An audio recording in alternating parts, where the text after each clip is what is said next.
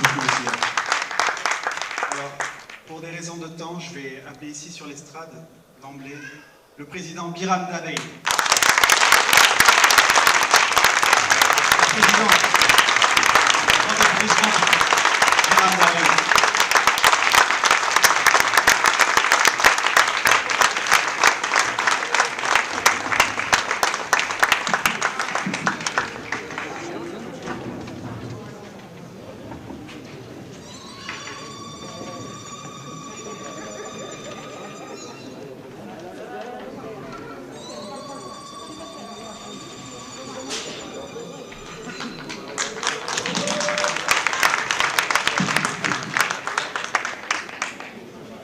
Je vous remercie toutes et tous. Et je dis d'abord notre regret à cause de la contrainte de temps que beaucoup de personnes dont la contribution est importante à la hauteur de l'importance de ceux qui ont déjà parlé devaient parler, mais malheureusement le temps nous a privés de les entendre ici, de les enregistrer ici. Ceux et celles qui ont été aussi les soldats de cette bataille que nous avons menée jusque-là.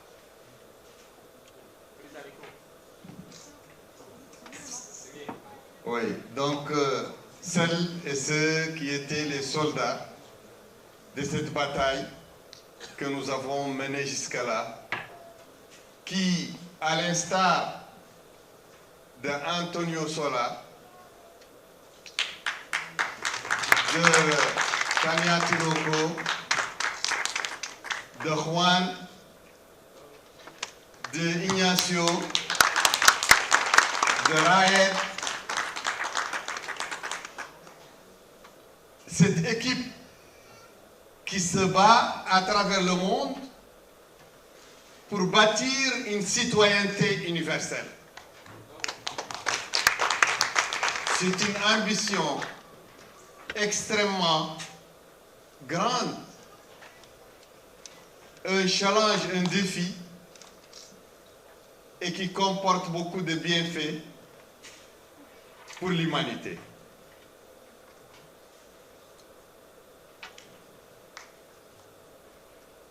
Je vous salue tous, mes frères et sœurs de conviction. Mais je salue d'emblée la France. La France des mythes intellectuels et de la morale au service de l'espèce humaine. La France, le refuge des persécutés et des suppliciés de provenance diverses. Oui. Il commence à nous manquer cette France, la France des Lumières, du droit, la France épicentre des révolutions contre l'obscurantisme, la France terre de réparation des femmes et des hommes menacés dans leur intégrité en quête d'asile et de réconfort. Enfin, la France de la liberté de conscience, des engagements féministes. Des engagements féministes et de l'abolition de la peine de mort. Cette grande nation représente aujourd'hui l'un des rares et derniers lieux de la terre où l'on rêve encore d'un humanisme universel. Sans nier la face sombre de la traite esclavagiste et de la colonisation. Nous respectons ce pays dont, hélas, la belle image tire vers le déclin. Nous, Mauritaniens, peuple en lutte contre l'arbitraire, contre l'esclavage, contre le racisme.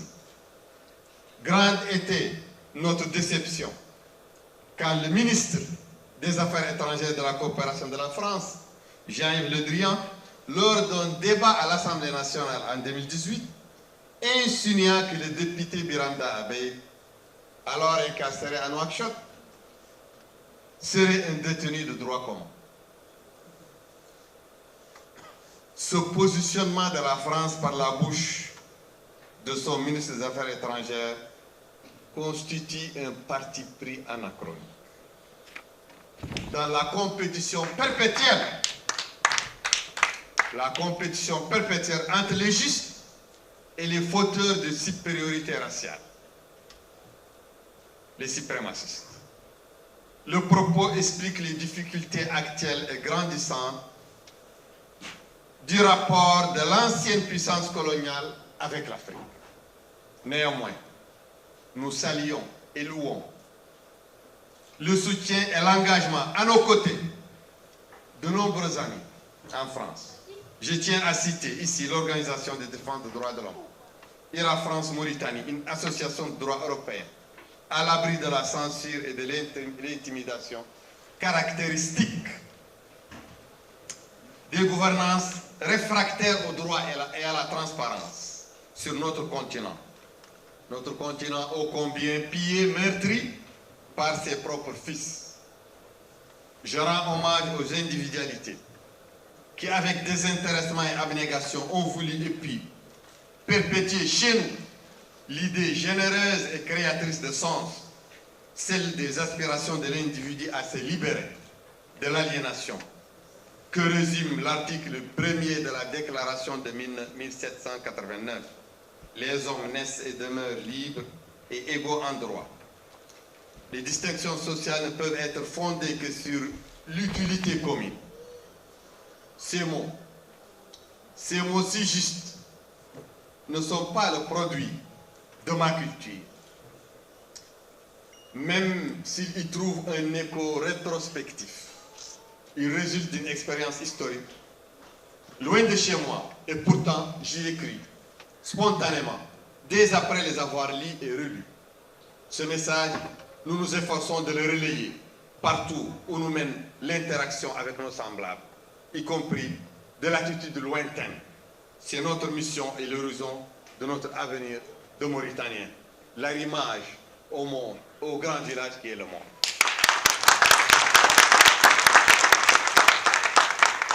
Je m'incline en particulier en face de nos compagnons de route. Rayet, Tania, Antonio, Ignacio, Juan et Mathieu, qui ont traduit leur affection à l'endroit d'Ira Mauritanie et des victimes d'esclavage en Mauritanie en écrit visant à répandre et faire connaître notre abnégation, faire connaître nos modèles d'engagement et nos repères de non-violence dans beaucoup de langues et surtout sur la totalité de la map monde. Par ailleurs, je me sens dans l'obligation de solliciter en ce jour symbolique l'esprit. En ce jour symbolique, l'esprit et le souvenir des personnes chères qui nous ont quittés, sans faillir aux réquisitions du combat qu'ils ont mené avec nous jusqu'à leur mort. Qu'il me soit permis de complimenter celles et ceux toujours vivants qui, sans tergiverser, gardent intact l'enthousiasme, la détermination et refusent de céder à la corruption, au sectarisme, à la démagogie et au découragement.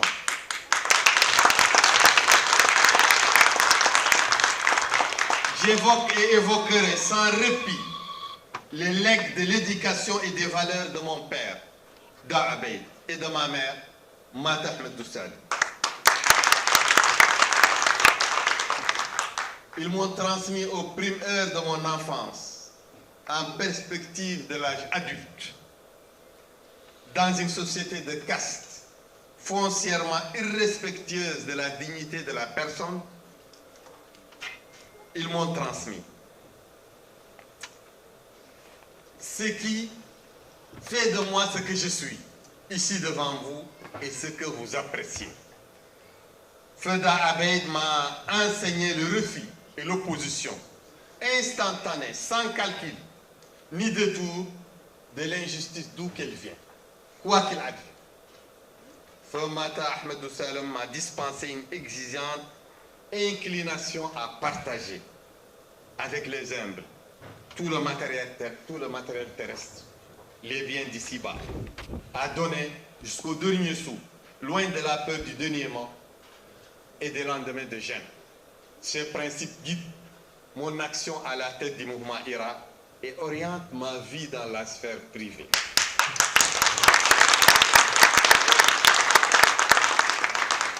Je m'adresse aussi à toutes ces personnes de mon pays et d'ailleurs, dont les cœurs gorgés de fraternité et d'empathie battent à l'unisson afin de servir et vulgariser l'entendement des humanistes amoureux de la diversité et de la découverte mutuelle, loin des sectes, des millénarismes et des délires des extrémismes métaphysiques en guerre contre la rationalité.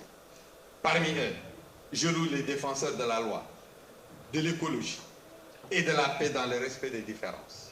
En vérité, nous sommes pressés d'achever notre bataille locale en Mauritanie avant de nous consacrer avec vous à la mer des solidarités. Nous rêvons d'une répartition équitable des ressources de la terre et leur renouvellement en vue d'améliorer l'accès à l'eau, à la nourriture, aux soins de santé et à un niveau d'éducation qui valorise par la distinction et l'excellence les sciences, les arts, la philosophie et la littérature, envers et contre la censure et les dérives inquisitoriales. Ainsi, nous participerions au recul de la xénophobie, de la faim, du populisme outrancier, des désirs hégémoniques, en particulier les plus meurtriers, en l'occurrence les extrémismes confessionnels violents. Pour notre cas, la République islamique de Mauritanie, nous avons décidé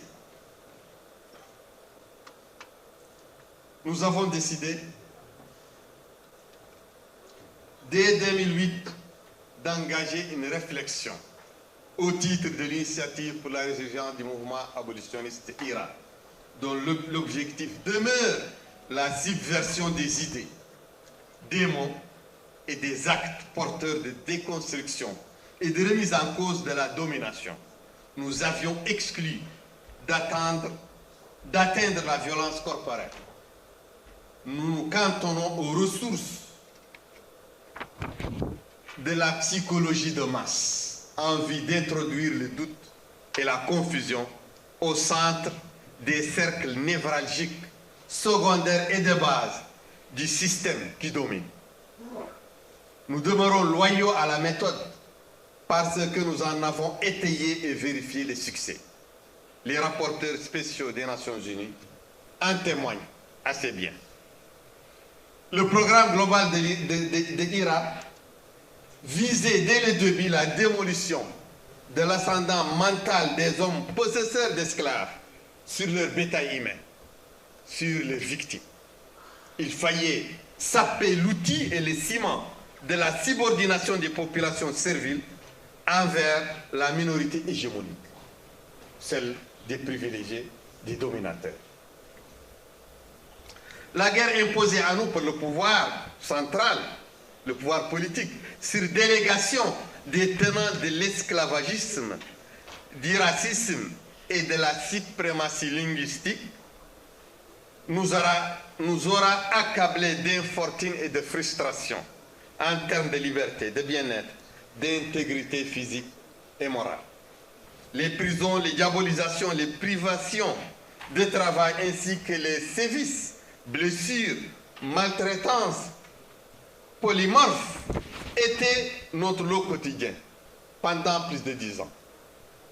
Les deux quinquennats de l'ancien président Mohamed Abdel Aziz nous ont valu trop d'affliction, mais ils raffermissent notre résolution. Aujourd'hui, qu'emprisonné, la justice le poursuit et la justice le poursuit.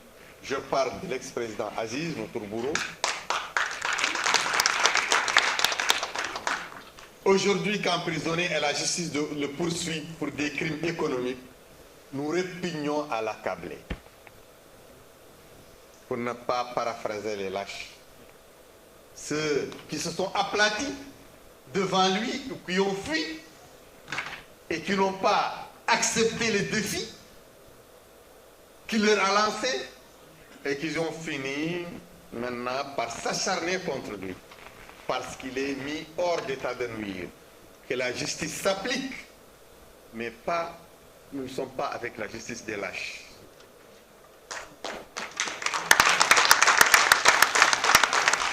à la dernière confrontation de cet épilogue décennal avec la dictature d'Aziz, les élections législatives et présidentielles de 2018 et 2019 démontraient le potentiel de notre audience. Nous sortîmes victorieux dans les jeux, en dépit des fraudes, de la privation et de l'interdiction de nos structures de participation à la démocratie, le Parti RAG et le mouvement RAG. Okay. À l'inverse du calcul de nos détracteurs, malgré les intimidations et peu de moyens, nous parvînmes à élire des députés et des conseillers de communes. J'arrivais à en croire l'instance d'organisation du vote en position de second après l'actuel président. Aujourd'hui, je prétends incarner, avec mes amis, avec notre courant, l'unique offre d'alternance au pouvoir de l'axe de l'alliance des aristocraties bureaucratiques, tribales, claniques, telles qu'instaurées sous des formes plus ou moins vernies depuis le 10 juillet 2018 à nos jours. Maintenant, chers amis, nous vivons une deuxième phase de réalisation de notre projet pour la Mauritanie et les Mauritaniens. L'État, pendant les deux premiers mandats, pendant les 2 premières années du mandat de Mohamed Ould Cheikh Al-Ghazouani, l'actuel président, renonce à l'option de nous éradiquer, bien à rebours de son prédécesseur. Les appels au meurtre, les campagnes de dénigrement, les excommunications, la prison en plein désert sur un toit de zinc de plus de 50 degrés, les châtiments physiques ne ponctuent plus la ligne officielle à nos dépens, la ligne officielle du pouvoir. Cependant, le danger de la régression persiste car des personnalités influentes du gouvernement et de la haute administration et de la finance et de l'entourage du président Ghazouani essayent d'attiser le feu afin de rompre l'apaisement en cours. Ils représentent les intérêts de la conservation des tribus, des clans et du fanatisme, toute faction que notre ambition d'égalité et de citoyenneté effraie. Oui, chers amis, comme partout, durant notre passage d'humain sur la terre, l'histoire, les arts, l'ensemble des supports de la mémoire nous apprennent que la quiétude, l'épanouissement et la sérénité s'achètent au prix de l'équité, de la bienveillance, je dirais de l'amitié et du dialogue franc. Le tarif n'est exorbitant, ni le produit surfait. Vivre sans guerre, loin de la crainte, vaut bien des précautions et une dépense immodérée de scrupules. C'est à ce pacte de transition par les réformes que nous invitons nos compatriotes et le pouvoir du moment. Nous voulons instaurer la normalité au profit de mes frères subsahariens, autochtones, bâtisseurs du pays et patriotes enthousiastes de père en fils, et les enfants de la laborieuse communauté Haratin, pourvoyeurs de barrages, de récoltes, de puits, de gardiennage de bétail, depuis toujours confinés aux tâches multiséculaires de muscles et de sueur. Nous nous engageons à traquer l'esclavage et toutes les pratiques similaires jusqu'à ces derniers recoins. Nous souhaitons que les négro-mauritaniens ne fussent plus tués, torturés, déportés impunément. Nous tenons comme objectif non négligeable à abroger les lois qui protègent les tortionnaires et imposent aux victimes le devoir de se taire, leur dit-on, pour préserver la cohésion de la communauté du destin. À l'épreuve des frustrations et du déni de justice, la ruse ne prend plus. Cependant que personne ne conçoive de l'effroi à cause de nos emportements légitimes, nous n'avons jamais tué au cours de notre marche vers l'égalité et ne détenons aucune arme létale, à l'inverse de beaucoup de nos compatriotes et détracteurs, des civils détenteurs quasi exclusifs de fusils d'assaut et de munitions de guerre. Combien de fois n'avons-nous pas demandé au pouvoir de mettre un terme à ce déséquilibre de la terreur dont chacun ici pressent la volatilité tragique à la moindre bavure? Qu'il me soit permis de réitérer l'appel à l'intention du président de la République, Mohamed Cheikh Ghazouani. Le désarmement de la société nous semble relever de l'urgence si l'on accepte de regarder sans phare la détérioration du contexte sécuritaire au Sahel. Nous avons misé sur une cohabitation détendue avec le pouvoir de Ghazouani et la recherche collaborative des règles d'une compétition qui ne lèse la vérité du suffrage universel en vertu du principe un homme, une voix. Or, l'objectif requiert bien des préalables. les législateurs ne sont pas élus avec le même nombre de votants, laissant ainsi croire que certains détiendraient une légitimité et une valeur supérieure. Le découpage des circonscriptions favorise nettement un groupe de citoyens sur d'autres. Mais il n'y a pas de drame à accepter les arrêts implacables du nombre et de l'évolution sociale. Seule la réhabilitation, je dirais l'assainissement de l'État de droit et des libertés démocratiques du Conseil constitutionnel, des forces de sécurité et de la magistrature permettront de nous économiser à tous la rançon de l'insurrection et du ressentiment. Nous chérissons la paix, certes, mais un article si précieux ne saurait, comme la paix, ne saurait se conquérir par la négligence, l'autisme ni la cécité. Je vous remercie.